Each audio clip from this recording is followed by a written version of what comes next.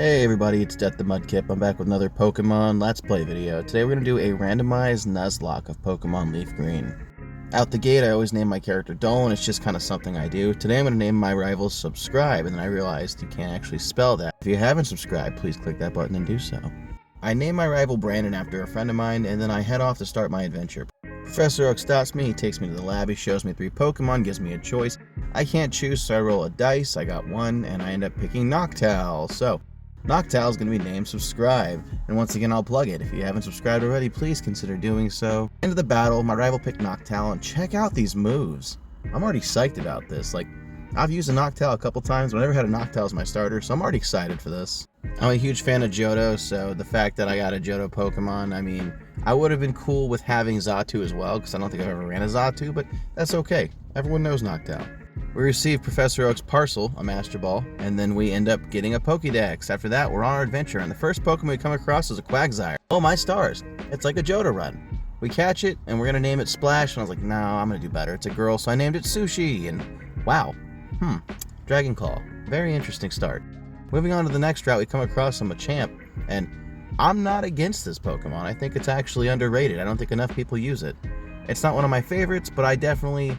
if I'm going to run a Kanto team, it's definitely something I want on the team. From there, I'm going to take on the optional rival battle, and I beat Brandon into the ground. Not a big surprise there, my team's pretty awesome. We head over towards Viridian Forest and get our next encounter, which is a Venusaur, which I'm not mad about. You guys know how much I enjoy Bulbasaur. He's right up there with the Mudkip squad. Anyway, Venusaur's a female, I'm going to name her Venus, and let's check out her moveset. Interesting, Milk Drink. This can come in handy. Moving on to Viridian Forest, our next encounter is a Masquerain, and I don't know the last time I've ever used one of these, if I ever have. I think it's kind of funny. I catch a bug-type Pokemon in the Bug Forest, so it's fitting in a way. I feel like there's definitely worse encounters out there. I could have got a Castform, I could have got a Love Disc, I could have got a Caterpie, or a Metapod, which would kind of take away from the fun of the randomizer. So anyway, we're naming this Pokemon Flutter, and let's check out the moveset. And look at that. I can't seem to use the buttons here, but wow. Not a bad moveset. I'm kind of psyched on Flutter. See, oh, look at that. Pichu would have sucked. Because you can get Pikachu in this area. But the Swellow or Ferret, those aren't bad. And then there's Camerupt, that would have been great. Oh my god, a Tyranitar? Okay, fine, I'm cool, I'm fine. It's okay, it's not the end of the world. It's just, pseudo-legendary would have definitely helped the team, but it's fine. Anyway, on to Brock's gym, and his first trainer has a Parasect and a Pidgeotto, so not bad, but definitely not rock type. Can't wait to see what Brock has. Brock opens up with a Growlithe, which doesn't give us too much trouble, but we don't want to lose anybody yet. We do switch out from Punchy into Sushi. His second Pokemon's a Shuckle. Interesting considering he's a rock type user. We sweep him, then we claim our first badge, and it's on to our next encounter, and holy shit, it's a Latias. And let me tell you, I was sweating bullets because, as you can see, chuck ball after ball, it finally captured. Gonna name it Tricky because it was so hard to catch. If you guys think that's a good name, comment down below because it helps the algorithm.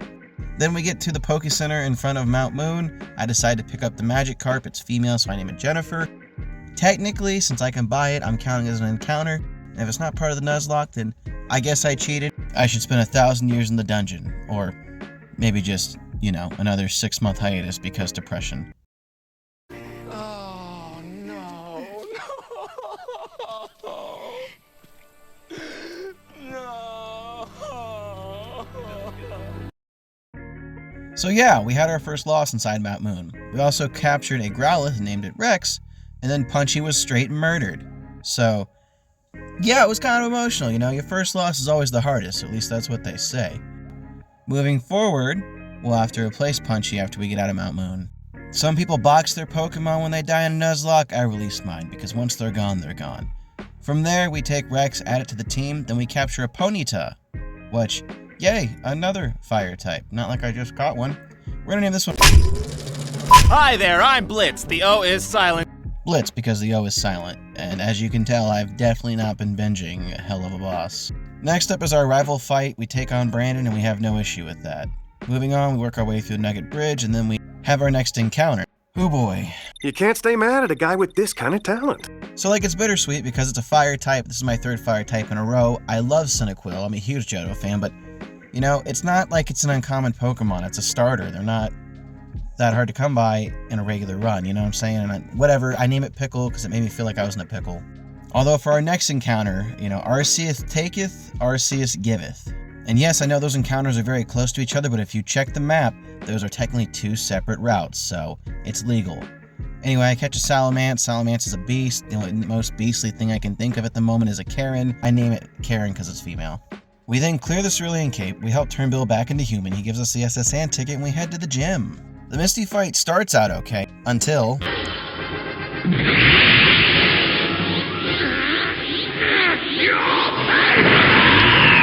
Swampert wasn't a problem, but Smoochum used Overheat, which obliterated Flutter, and yeah, it left me a little peeved, so now I gotta release Flutter. And we're gonna add Karen to the team, and we're gonna have to catch Karen up to speed here, but damn, not happy about that one. So then we go to take on the grunt that broke into the house, and he's just rocking a Rayquaza. Not a big deal, we womp it, because then we go for our next encounter, and it's a Lugia! Most Johto run ever. I guess I hit the nail on the head when I said it earlier, Arceus giveth, Arceus taketh, so... Luckily, after enough Pokeballs, we capture Lugia here, and we're going to name it Frigo, because at the time I was doing research on another ROM I wanted to play called Frigo Returns, and I'm actually having a hell of a time getting it to download and play. Anyway, we make it to Viridian City, we pick up the bike voucher, we head into Diglett Tunnel, and we find a Sandslash, and we capture it and name it Pokey! From there, it's on to our third battle with Brandon, and unfortunately, due to this being a game made for 12-year-olds, we didn't have a lot of trouble, but that's okay, we're not mad about that. Venus learns Flamethrower, and we power through the rest of this battle. After that, we go up and see the sick old sea captain. We rub his back, not weird at all. He teaches us Cut, not weird at all. And then we can head on to the next gym, which is Lieutenant Surge's gym. From there, we gotta play around with the whole vault switch puzzle thing. I never get it on the first try. It takes me 4 or 5 times. While I continue to struggle, here's a word from our not sponsors. Brand new burger you can fuck. This burger is better than sex. You can fuck this burger. Only at Burger King you can stick your dick in this burger. Your balls will explode, guaranteed. You can come inside, outside, and all over the new Burger King burgers. This burger will make your skin soft and your asshole tight. Our estrogenizing burgers will give you tits the size of basketballs, and that's no cap. Have it your way at Burger King, where your stupid asshole gets fucked 6 ways from Sunday. Well, I don't know about you, but now I'm definitely craving a Whopper. No, but we make it through the gym, and now it's time to fight Lieutenant Surge. He puts up a very, very minute fight, and then we're done. From there, we head past Diglett Cave, and we have our encounter in that route right before the Snorlax is sleeping. We come across the Steelix, and I decided to name it Bismuth because I definitely wasn't binging Steven Universe at the moment. We do some backtrack training with our team. We evolve Pickles into a Quilava. We evolve Jennifer into a Gyarados. We end up coming across this Bayonet, and we capture it. I dub these zippers because you have a mouth that's a zipper. Yeah, really original. I head into Rock Tunnel and come across the Zapdos, which destroys Pokey. Why? Why? Why? That was fantastic.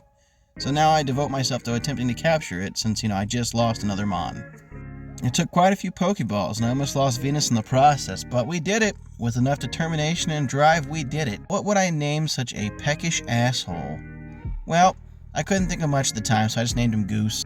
I know the design's more based on a duck, but I just thought, Goose, like the Untitled Goose Game. Very destructive force of nature. So we shuffle our team a bit, we do a little bit more training, we lose another Pokemon during training. There goes Blitz. The fuck is insurance? Which are iconic last words for someone who just died. Anyway, next encounter happens to be a Mantine. Gonna catch it, gonna name it Ray because Manta Ray, and I'm unoriginal. From there, we make our way to Celadon City. We go towards the back of the apartment complex. We walk all the way to the top. We get an Eevee. Then we name it Spice because Eevee can evolve into 9 different things. We put both those Pokemon in the box, and it's on to the game corner where we're gonna go into the Rocket Secret hideout.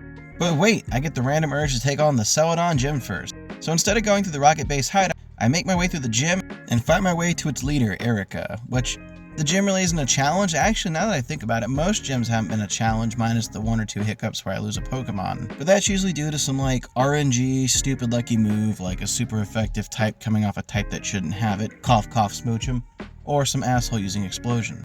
I wish for the life of me I could remember what the trainers had in the original game because you see more than one Lugia in this gym, which tells me it's replaced something else that they should have. I want to guess and say Bellsprout or Weeping Bell, but I'm not entirely sure. Usually I kind of try to jump through the gym here, especially if there's nothing interesting to show. However, I wanted you guys to see how I abuse the milk drink ability that Venus has. I mean, It definitely has come in clutch here a couple of times. I also try not to leave the gym when I start. I call it like the gym lock, but I don't always follow through, I feel like. Then again, I played this over 6 months ago, so I don't know, I'm just finally getting around to recording it. Anyway, we beat Erica, we get our 4th gym badge, we head over to the Rocket Game Corner, we go and fight Giovanni, shocker he's not hard, and we're on to Lavender Town. Time to climb Pokemon Tower, but not before we fight our rival Brandon again. We beat Brandon into the ground like the chump he is, and then we work our way up the tower, and surprisingly, we come across a Walrein. I've never ran one of these before. We capture it, we're gonna name it Chili, even though it's a girl. From there, we work our way up to the top of the tower where the ghost of the angry Pokemon's mother is waiting, and surprise, surprise, it's still a Marowak. Guess you can't randomize everything, huh? From there, we head upstairs to the top of the tower, and we meet Mr. Fuji. We bring Mr. Fuji back down, he gives us the Poke Flute, and it's on to the Snorlax. I guess I didn't set the static encounters to be random because the Snorlax sprite becomes an actual Snorlax. Technically it's an encounter since I didn't do a fishing thing on this route, so I catch it, I name it Chumba, and then we keep on moving. From here we head to Saffron City and we decide that we're going to do the fighting dojo right next to Sabrina's gym because I want to see what's inside. It was all fun and games until Vaporeon used Whirlwind to drag Tricky back into battle. You'll see what happens here. Fuck!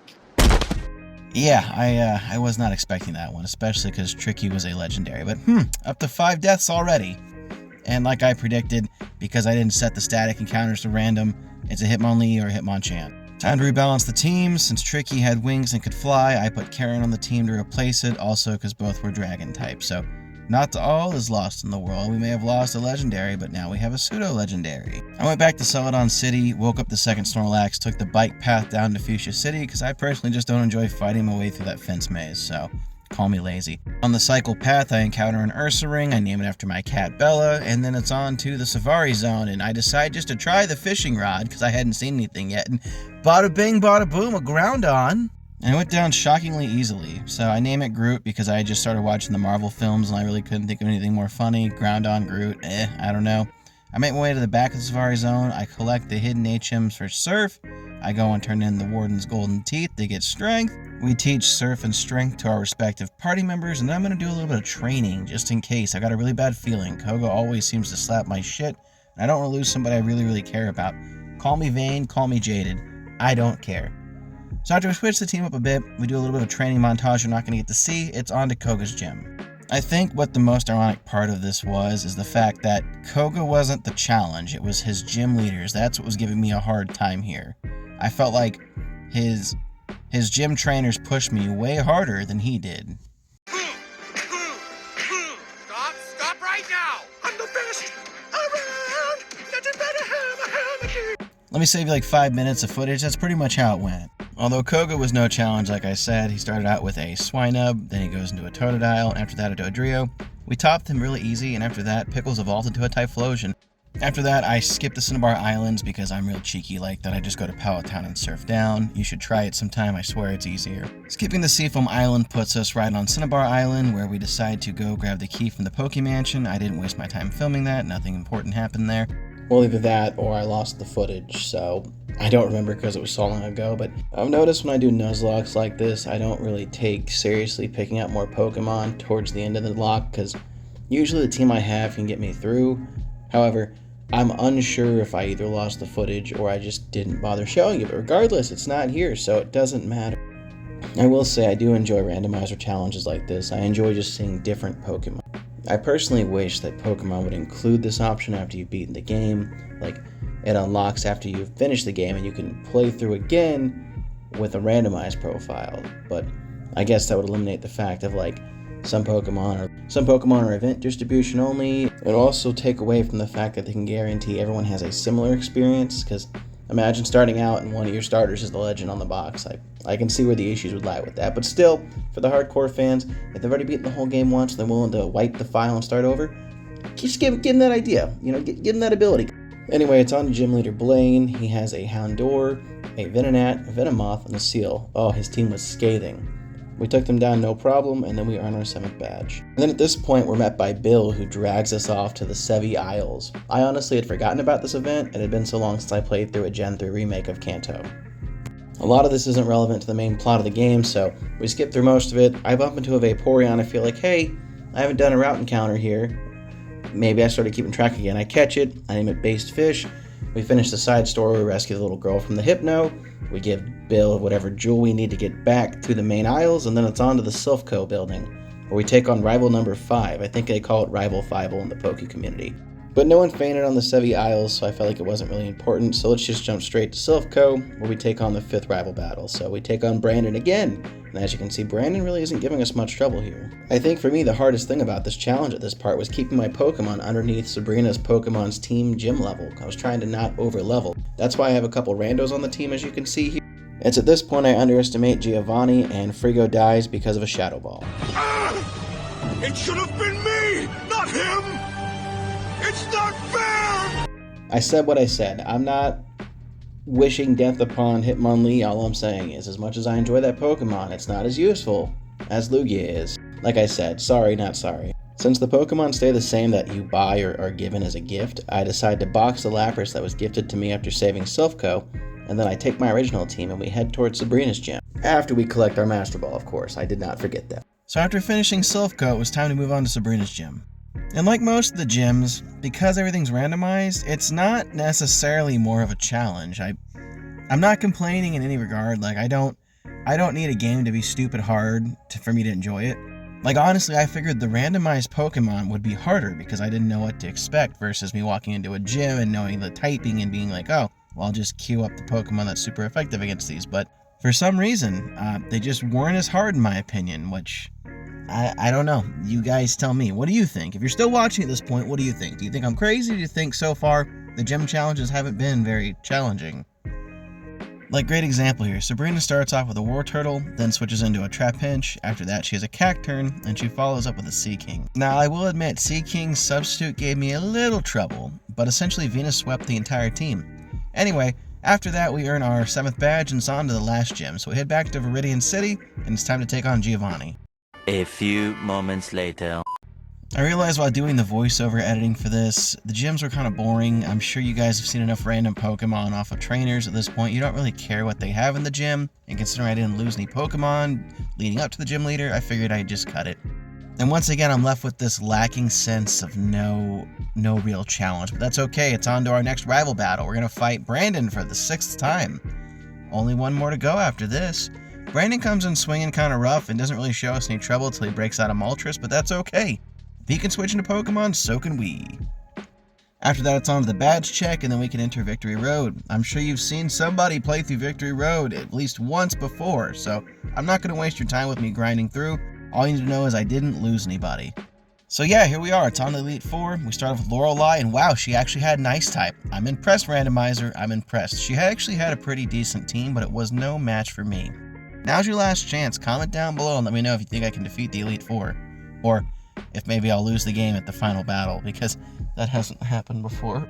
Next up is Elite 4 member number 2, Bruno, and he does not come out swinging very hard. His toughest Pokemon was a Rhydon, which, now that I think about it, that would have been a good addition to his team in regular Pokemon Leaf Green, but regardless, we beat him and it's on to our next one, which is Agatha, and so far, once again, not really swinging too hard.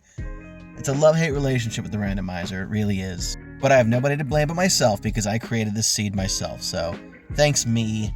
Anyway, it's on to our next one, and now it's time to fight Lance, the original champion of Elite 4, and so far, not swinging very hard, my guy. That Shed Ninja could have been a problem. He does come out with a Deoxys. It makes me kind of a little nervous, but nothing we can't overcome with enough pushing. After we take down Deoxys, it's time to take on our last challenger, the new champion of Elite 4, our one and only rival, Brandon. And although I've complained about most of the Elite 4 being an easy cakewalk here, Brandon decided to bring the fire. I'm going to stop talking and I want you to watch this epic battle play out.